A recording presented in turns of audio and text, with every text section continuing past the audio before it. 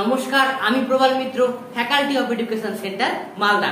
আমার প্রিয় ভাই ও বোনেরা, আশা করি তোমরা প্রত্যেকে ভালো আছো এবং সুস্থ আছো। তো চলো, আজকে আমি তোমাদের সামনে একটি নতুন টপিক নিয়ে আলোচনা করব, কারণ তোমরা প্রত্যেকেই জানো যে তোমাদের আর মাত্র কিছুদিন, অর্থাৎ আর মাত্র কয়েকটা দিন পরে, অর্থাৎ কালী পূজার পরবর্তীকালে তোমাদের কিন্তু স্কুলে কিন্তু টেস্ট পরীক্ষা শুরু হয়ে যাবে। এটা কিন্তু তোমরা প্রত্যেকেই জানো, তোমাদের অনেকের স্কুলে রুটিনও দিয়ে দিয়েছে এবং কত তারিখ থেকে পরীক্ষা হবে সেটিও কিন্তু অবশ্যই কিন্তু তোমাদের জানিয়ে দেওয়া হয়েছে। তাই আর দেরি করে আমাদের লাভ নেই, আমাদের এখন কাজ হচ্ছে তাড়াতাড়ি সিলেবাসটাকে কমপ্লিট করা, সিলেবাসের নিখুঁত বিষয়গুলিকে ভালো করে জানা, কোথা থেকে এমসিকিউ পড়তে হবে, কতটা এসিকিউ পড়তে হবে, কতটা বড় প্রশ্ন পড়তে হবে, কি কি বিষয়গুলিকে পড়তে হবে, কোন কোন প্রশ্নগুলিকে বেশি মন দিয়ে মনোযোগ দিয়ে পড়তে হবে, এই সকল বিষয়গুলিকে আমাদের কিন্তু অত্যন্ত ভালো করে যত্ন সহকারে পড়তে হবে। তো ঠিক আছে, তো চলো আজকে আমি তোমাদেরকে একাদশ শ্রেণীর ইতিহাসের, কি বললাম, একাদশ শ্রেণীর ইতিহাসের একটি গুরুত্বপূর্ণ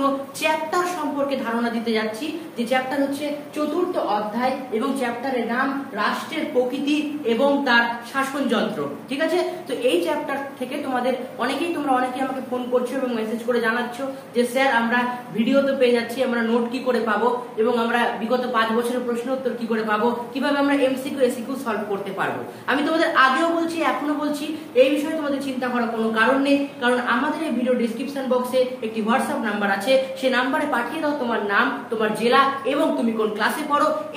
এছাড়াও আমাদের ভিডিও ডেসক্রিপশন বক্সে একটি হোয়াটসঅ্যাপ গ্রুপের লিংক আছে, সেই গ্রুপের লিংকে যুক্ত হয়ে গেলে তুমি সপ্তাহে 2 দিন করে ক্লাস, এসিকিউ এমসিকিউ সলভ, বিগত 5 বছরের প্রশ্ন উত্তর সলভ, টেস্ট পেপার সলভ, সমস্ত কিছু তোমরা কিন্তু পেয়ে যাবে।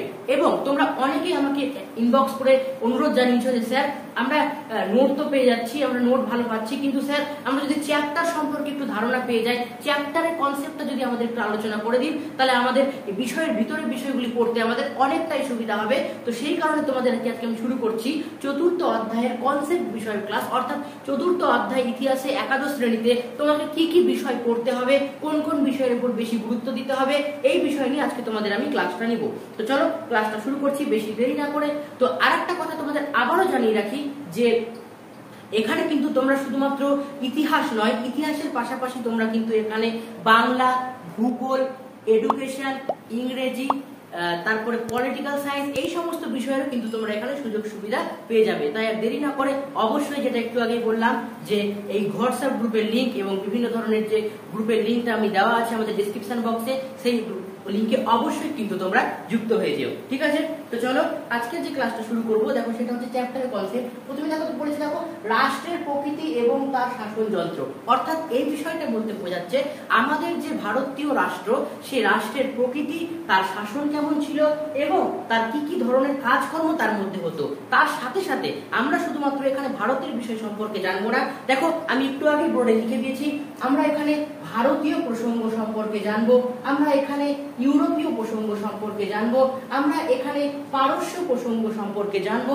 আমরা এখানে চীনের প্রসঙ্গ সম্পর্কে জানবো এবং তার সাথে সাথে ভারতের যে গুরুত্বপূর্ণ 2টি যুগ, সেটা হচ্ছে দিল্লি সুলতানি যুগ এবং তার সাথে সাথে ভারতের আরেকটা গুরুত্বপূর্ণ যুগ, সেটা হচ্ছে ভারতের মোগল যুগ সম্পর্কেও কিন্তু আমরা জানবো। এখানে কিন্তু আমরা রাষ্ট্র বলতে শুধুমাত্র যে ভারতকে জানবো তা নয়, ভারতের সাথে সাথে পারস্য, চীন, ইউরোপ, এই সমস্ত দেশের রাষ্ট্র কেমন ছিল, তাদের শাসন ব্যবস্থা কেমন ছিল, অর্থাৎ প্রত্যেকটা রাষ্ট্রের পলিটিক্যাল পার্টটা সম্পর্কে আমরা আজকে এই চ্যাপ্টারে আলোচনা করব। বলা যায় যে এই চ্যাপ্টারটা হলো ইতিহাসের একটি রাজনৈতিক দিক, অর্থাৎ ইতিহাসের রাজনৈতিক বিবর্তনের একটা দিক হচ্ছে এই অধ্যায়টা। ঠিক আছে, তো চলো শুরু করছি কি কি বিষয় আমাদেরকে এখানে পড়তে হবে। দেখো একটু সোজা করে দিচ্ছি, দেখো প্রথমে আমাদের চলে আসছে ভারতীয় প্রসঙ্গ, অর্থাৎ ভারতের সম্পর্কে আমরা কি কি জানবো আমাদের এই চ্যাপ্টার থেকে।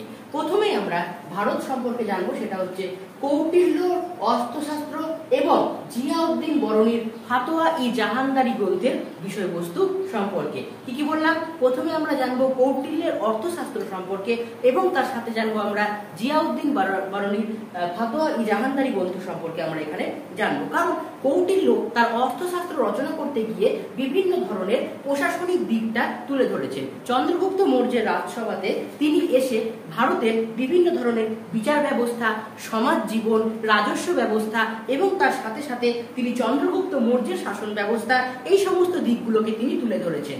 এবং তিনি গোটা রাজ্যের বিভিন্ন জায়গা পরিদর্শন করে অর্থশাস্ত্র গ্রন্থটা লেখার সময় কি করেছেন, তিনি রাজার কর্তব্য কতটা পরিমাণে করা উচিত, একটা রাজার কি পরিমাণে নৈতিকতা থাকা উচিত, সেই বিষয়ে তিনি আলোকপাত করেছেন।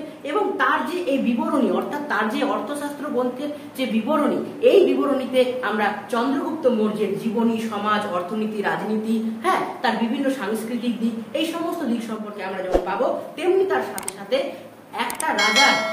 যে কোনো রাজার শাসন কার্য চালাতে গেলে তাকে কোন কোন বিষয় অবলম্বন করা উচিত, কোন জিনিসটার উপর বেশি গুরুত্ব দেওয়া উচিত, সেই বিষয়ে আমরা জানবো। এবং তার সাথে সাথে কৌটিল্যের অর্থশাস্ত্রে আমরা মণ্ডল তত্ত্ব সম্পর্কে জানবো। এই মণ্ডল তত্ত্ব কি? এই মণ্ডল তত্ত্ব হচ্ছে যে সীমান্তবর্তী প্রতিবেশী রাষ্ট্র, অর্থাৎ মণ্ডল তত্ত্ব বলা হয়েছে যে কোনো একটা রাজ্যের সীমান্তবর্তী প্রতিবেশী যে রাষ্ট্র, সেটা হলো তার স্বভাবজাত শত্রু এবং পরবর্তী রাষ্ট্র হচ্ছে স্বভাবজাত মিত্র। অর্থাৎ কাছের যে সমস্ত রাষ্ট্রগুলো সেগুলো হচ্ছে স্বভাবজাত শত্রু, দূরের যে সমস্ত রাষ্ট্রগুলো সেগুলো হচ্ছে স্বভাবজাত মিত্র। ঠিক আছে, এই কৌটিল্যের দৃষ্টিতে এই রাষ্ট্রের শত্রু মিত্র এই যে নির্ধারণ যে বিষয়টা, এটা কাকে বলছে? এটা রাজাকেই করতে বলছে। এবং এই যে তার যে পদ্ধতি দিক, এই কৌটিল্যের তত্ত্ব, এই কৌটিল্যের এই তত্ত্বকে বলা হয়েছে মণ্ডল তত্ত্ব। ঠিক আছে, তাহলে কৌটিল্য মণ্ডল তত্ত্ব সম্পর্কেও ধারণা দিল এবং কৌটিল্য তার অর্থশাস্ত্রে রাজা কিভাবে নির্বাচিত হবে, অর্থাৎ রাজা কিভাবে নির্বাচিত করতে হবে সেটাও কিন্তু দিয়েছেন। একটা শাসক কি কি নীতি প্রয়োগ করে সে রাজা হিসেবে গ্রহণ করতে পারে সেটাও হতে হবে। তিনি বলেছেন যে একটি রাজাকে অবশ্যই কিন্তু কূটনীতি পরায়ণ হতে হবে, কারণ একটা রাজা কূটনীতি পরায়ণ হলে সে কিন্তু পুরো দেশটাকে চালাতে পারবে, পুরো সাম্রাজ্যটাকেও কিন্তু চালাতে পারবে। কৌটিল্য তার অর্থশাস্ত্রে সীতা, ভাগ, বলি, এই ধরনের বিভিন্ন 3 প্রকার রাজস্বের কথাও কিন্তু তিনি এখানে উল্লেখ করেছিলেন। এই সমগ্র সম্পর্কে আমরা এখানে অল্প অল্প করে জানব। এবং তিনি রাষ্ট্রের বিভিন্ন অঙ্গ সম্পর্কেও আলোচনা করেছেন, যেমন তিনি রাষ্ট্রে কোন কোন মন্ত্রী থাকা উচিত, এই মন্ত্রীগুলোকে তিনি 7টি অঙ্গে বিভক্ত করেছেন। এবং তার সাথে সাথে একটা রাষ্ট্রের আয়তন সম্পর্কেও তিনি ধারণা দিয়েছেন।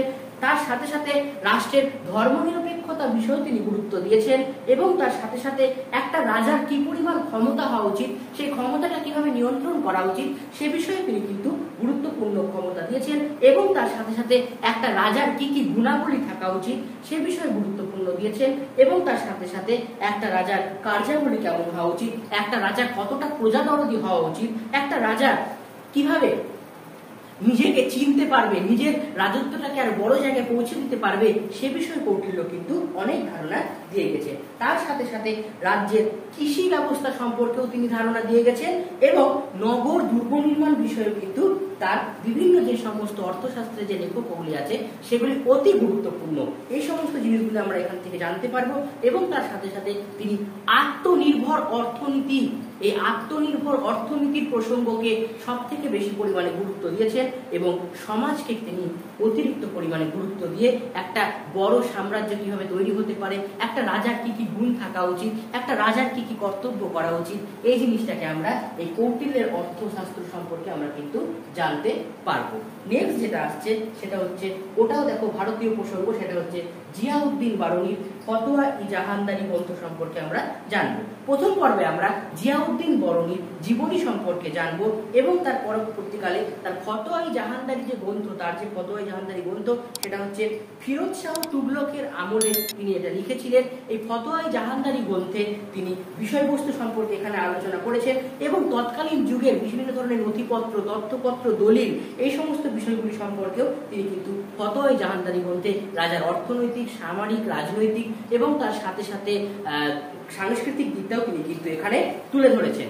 এবং তার সাথে সাথে তার শাসনতান্ত্রিক আলোচনা করেছেন, তৎকালীন যুগের রাজার শাসনতান্ত্রিক আলোচনা এবং তার সাথে সাথে তৎকালীন রাজার ধর্মীয় দৃষ্টিভঙ্গি কেমন ছিল সেই বিষয়ে আলোচনা এবং সুলতানদের পালনীয় অবশ্য কর্তব্য, রাজকীয় মর্যাদা, সুলতানের বংশকৌলিন্য, ন্যায় বিচার, রাষ্ট্রীয় আইন কেমন হওয়া উচিত, এই বিষয়ে তিনি কিন্তু গুরুত্বপূর্ণ ধারণা দিয়েছেন। এবং তিনি কিন্তু ঐশ্বরিক তত্ত্ব প্রচার করেছেন এবং তার সাথে সাথে রাজতন্ত্রকেও কিভাবে একটা রাজতন্ত্র পরিচালনা হতে পারে সে বিষয়ে কিন্তু তিনি গুরুত্বপূর্ণ ধারণা দিয়েছেন যে তৎকালীন যুগে রাষ্ট্রতন্ত্র কেমন ছিল, তৎকালীন যুগে রাজতন্ত্র কি কি বিষয়গুলোকে গুরুত্বপূর্ণ দিয়েছিল, কি কি বিষয়কে গুরুত্ব দিয়েছিল, কোন কোন বিষয়কে গুরুত্ব দেয়নি, এই সমস্ত দিকগুলো কিন্তু এই জিয়াউদ্দিন বারুনী তার ফতোয়া জাহানদারি গ্রন্থে লিখেছেন।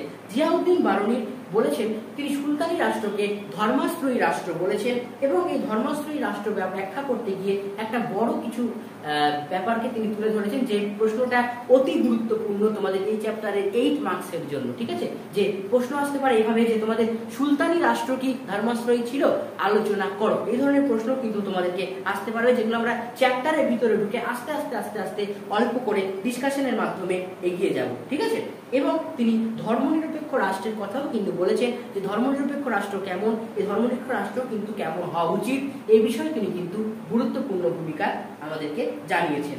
ঠিক আছে, নেক্সট যেটা চলে আসছে সেটা হচ্ছে তিনি খলিফার প্রতি আনুগত্য সম্পর্কেও বলেছেন, তিনি খলিফা শ্রেণীর গুরুত্ব সম্পর্কে বলেছেন, উলেমা সম্প্রদায়ের গুরুত্ব সম্পর্কে বলেছেন, ইসলামী কর ব্যবস্থা সম্পর্কে বলেছেন।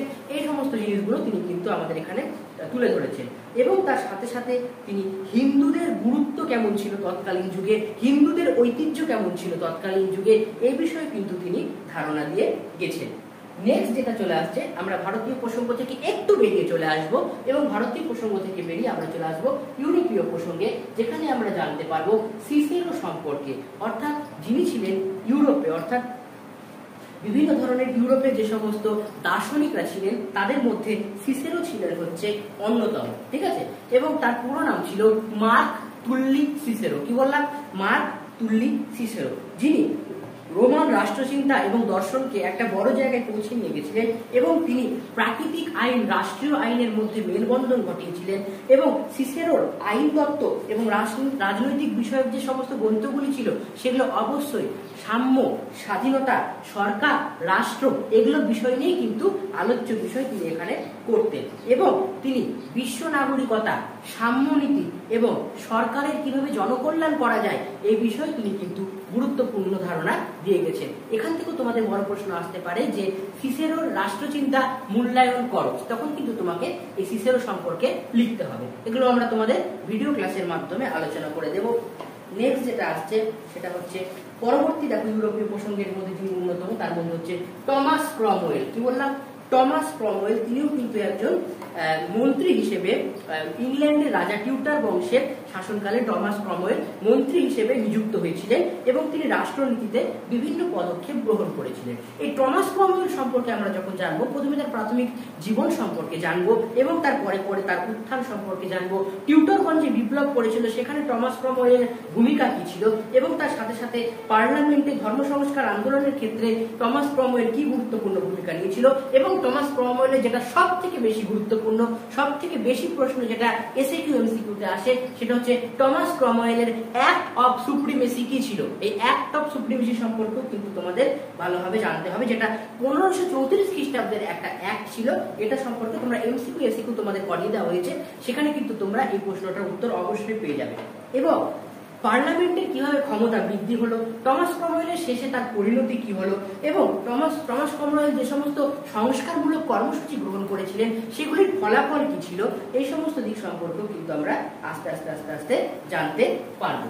ঠিক আছে, তারপরে আমরা চলে আসবো আধুনিক রাষ্ট্রের দার্শনিক ভিত্তি, অর্থাৎ আধুনিক যুগের যে সমস্ত দার্শনিক ছিলেন তাদের মধ্যে অন্যতম ছিলেন ম্যাকিয়াভেলি, জাঁ-বোদা, হবস, লক। ঠিক আছে, কি ম্যাকিয়াভেলি, জাঁ-বোদা, হবস এবং লক, এরাও ছিলেন হচ্ছে তৎকালীন যুগে বিভিন্ন ধরনের দার্শনিক। ঠিক আছে, তাদের সম্পর্কেও কিন্তু আমরা বিভিন্ন সব জিনিস পড়ব। ঠিক আছে, ফরাসি রাষ্ট্রচিন্তাবিদ ছিলেন জাঁ-বোদা, তিনি কিন্তু অত্যন্ত গুরুত্বপূর্ণ ভূমিকা পালন করেছিলেন তৎকালীন যুগের দর্শন রচনার ক্ষেত্রে।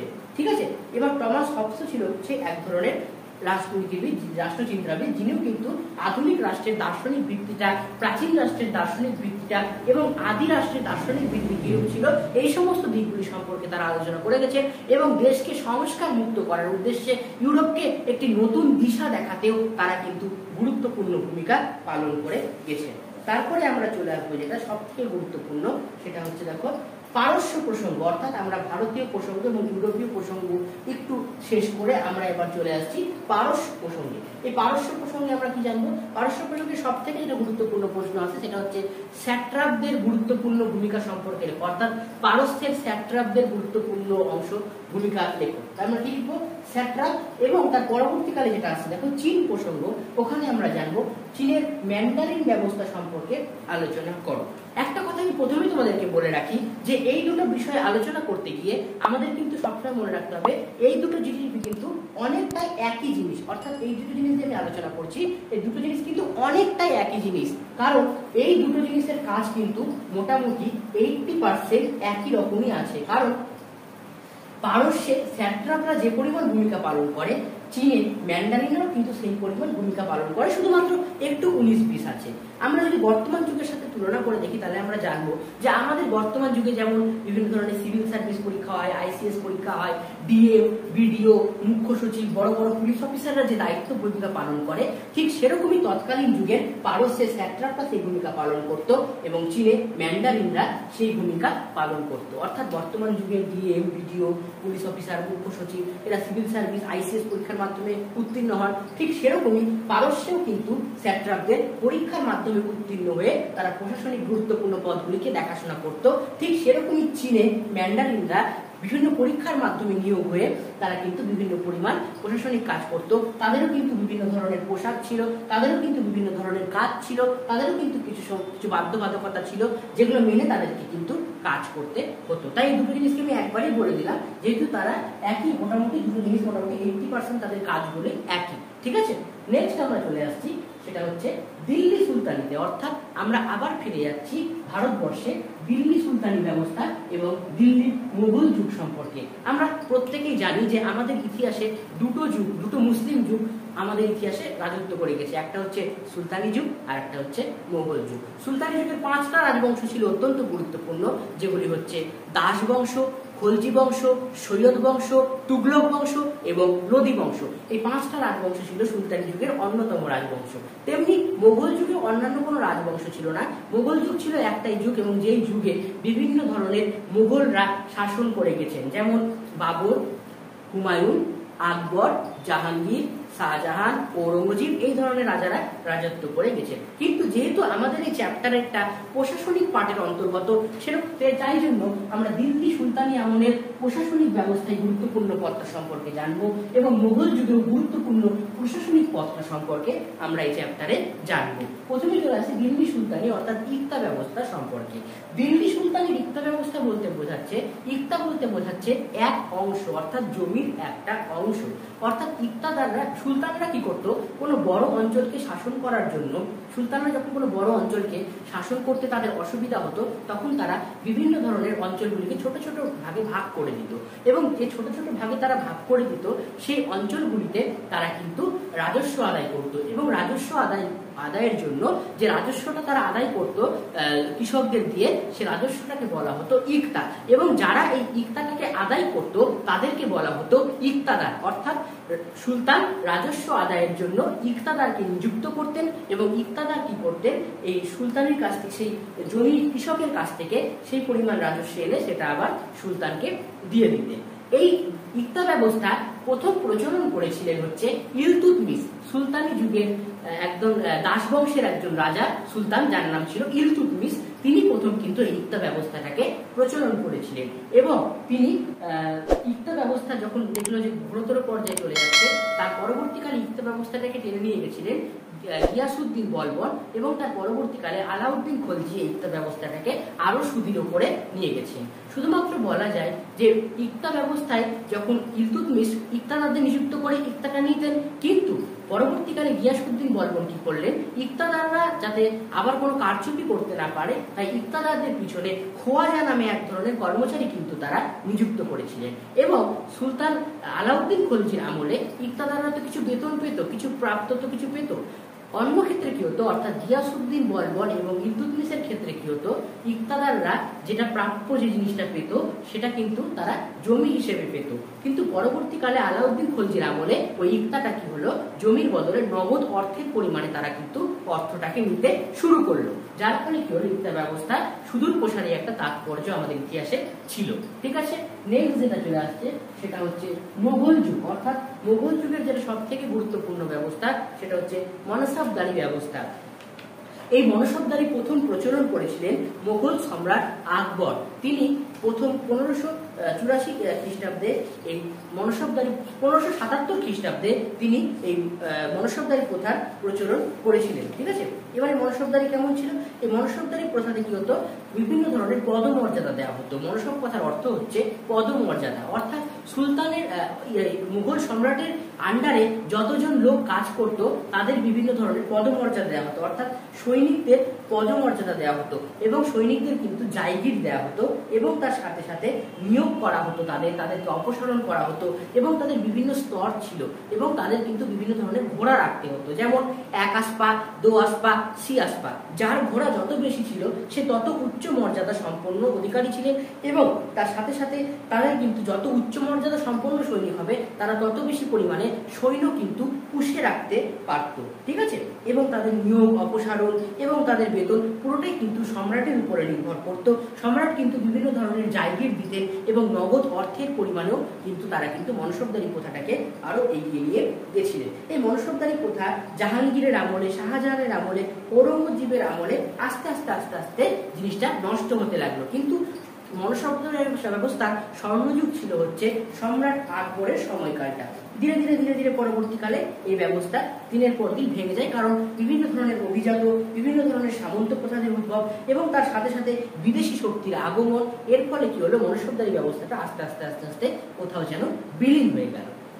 আশা করি তোমরা আজকের পড়াটা বুঝতে পেরেছো। যদি তোমাদের বুঝতে অসুবিধা হয় অবশ্যই কিন্তু আমাকে কমেন্ট বক্সে জানাবে। তবে যাবার আগে তোমাদের আবারও মনে করে দিতে চাই, তোমরা অনেকেই আছো যারা আমাকে প্রতিনিয়ত ফোন কল করছো এবং SMS করছো এবং মেসেজের মাধ্যমে বলছো যে স্যার আমরা ভিডিও তো পেয়ে যাচ্ছি, আমরা নোটস কি করে পাবো, আমরা বিগত 5 বছরের প্রশ্ন উত্তর কি করে পাবো, কিভাবে আমরা MCQ SCQ সলভ করতে পারবো। আমি তোমাদের আগেও বলছি, এখনো বলছি, এই বিষয়ে তোমাদের চিন্তা করার কোনো কারণ নেই, কারণ আমাদের এই ভিডিও ডেসক্রিপশন বক্সে একটি হোয়াটসঅ্যাপ নাম্বার আছে। সেই নাম্বারে পাঠিয়ে দাও তোমার নাম, তোমার জেলা এবং তুমি কোন ক্লাসে পড়ো। এছাড়াও আমাদের ভিডিও ডেসক্রিপশন বক্সে একটি হোয়াটসঅ্যাপ গ্রুপের লিংক আছে। সেই গ্রুপের লিংকে যুক্ত হয়ে গেলে তুমি সপ্তাহে 2 দিন করে ক্লাস, SCQ MCQ সলভ, বিগত 5 বছরের প্রশ্ন উত্তর সলভ, সমস্ত কিছু তোমরা পেয়ে যাবে এবং তার সাথে সাথে তোমরা বিভিন্ন সাবজেক্টের সুবিধা কিন্তু তোমরা পেয়ে যাবে।